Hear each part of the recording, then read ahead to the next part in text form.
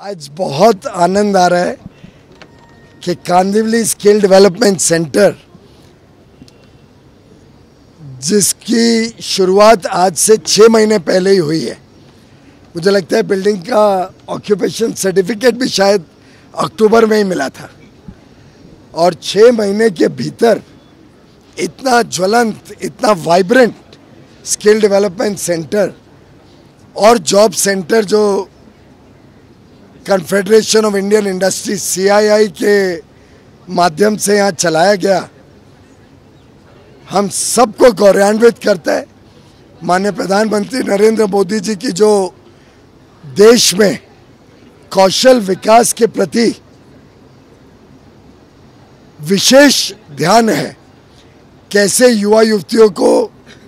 तैयार करें अलग अलग काम के लिए, देश की सेवा करने के लिए, नौकरी प्राप्त करने के लिए, या स्टार्टअप अपना खुद का उद्योजक बनने के लिए, उस कल्पना को लेकर जो सेंटर शुरुआत की गई है,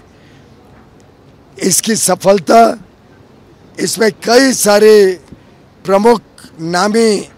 उद्योग जगत की कंपनियों ने अपना अपना ट्रेनिंग सेंटर शुरू करना, यहाँ के जॉब सेंटर से अभी तक 12,400 लोगों को, विशेषकर युवा युवतियों को नौकरी मिलना, और साथ ही साथ आज के जॉब फेयर में हमारे पास 5,000 जॉब ओपनिंग्स हैं, 5,000 नौकरी रोजगार उपलब्ध है, और 2,500 कैंडिडेट्स हैं। यानी आज इतनी डिमांड है लोगों की, उतने हमारे पास कैंडिडेट नहीं है। और मैं समझता हूँ ये मैसेज आपके माध्यम से संदेश पूरे मुंबई में, पूरे महाराष्ट्र में या पूरे देश में जाए, जिसको भी नौकरी की आवश्यकता है इधर आए, उनकी क्षमता के आधार पर जो चीज़ वो जानते हैं, जो उनकी पढ़ाई या कौशल उनके पास है, जो टैलेंट और स्किल के आधार पर जिस प्रकार की नौकरी के हिसाब से वो अभी तक सीख के आए हैं, उनको नौकरी मिलेगी। अगर उस प्रकार की उनको ट्रेनिंग नहीं है तो यहाँ पे PM इंटर्नशिप प्रोग्राम के माध्यम से उनको इंटर्नशिप दिलाई जाएगी। और अगर यहाँ पे जो अलग अलग सेंटर्स ऑफ एक्सेलेंस बने हैं उसमें वो कौशल लेना चाहे तो वो भी साधन यहाँ पे उपलब्ध किया जाएगा। आपने लैंग्वेज के बारे में कहा, जापानीज लैंग्वेज के बारे में, यहाँ महाराष्ट्र में लैंग्वेज 3 लाख जॉब्स जापान में आती हैं। अगर हमारे युवा युवती जापानीज लैंग्वेज और उनकी संस्कृति सीखें,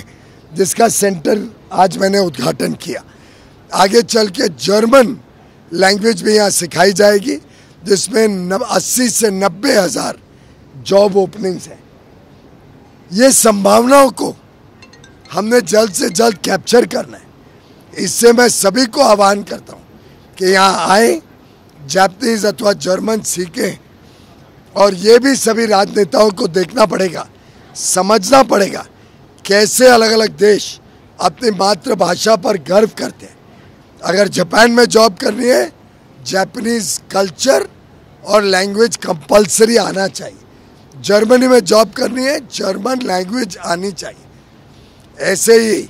हमारी नई शिक्षा नीति अब बच्चों को प्रोत्साहित करती है कि कोई भी 2 भाषाएं जो मूल भारत की है, और महाराष्ट्र में एक भाषा मराठी होगी, दूसरी जो भाषा वो चूज करें उस भाषा को यहाँ पे प्राप्त कर सकते हैं, सीख सकते हैं, जिससे वो आगे चल के देश में अलग अलग प्रांत में जाके भी काम कर सकते हैं, अलग अलग प्रांत में जाके रोजगार कर सकते हैं, अलग अलग प्रांत में जाके शिक्षा प्राप्त कर सकते हैं। एक प्रकार से देश की एकता और अखंडता को और मजबूत करना, जो काम सरदार वल्लभ भाई पटेल ने इस देश में किया था, देश को एकत्र करने का, उसी काम को आज प्रधानमंत्री नरेंद्र मोदी जी के नेतृत्व में हम देश में आगे बढ़ा रहे हैं। सरकार की मदद से सुखरूप में महाराष्ट्र के लोग कश्मीर में फंसे थे, महाराष्ट्र में लाया गया, मुंबई लाया गया, काफ़ी सराहना हो रही है इसकी, लोग तारीफ करें सरकार की। कई सारे ऐसे कदम उठाए गए आतंकी हमले के बाद, जिससे पाकिस्तान बौखलाया हुआ है सर, क्या?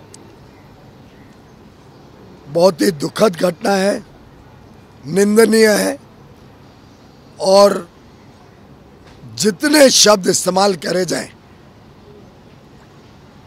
वो कम पड़ेंगे इन आतंकवादी हरकतों के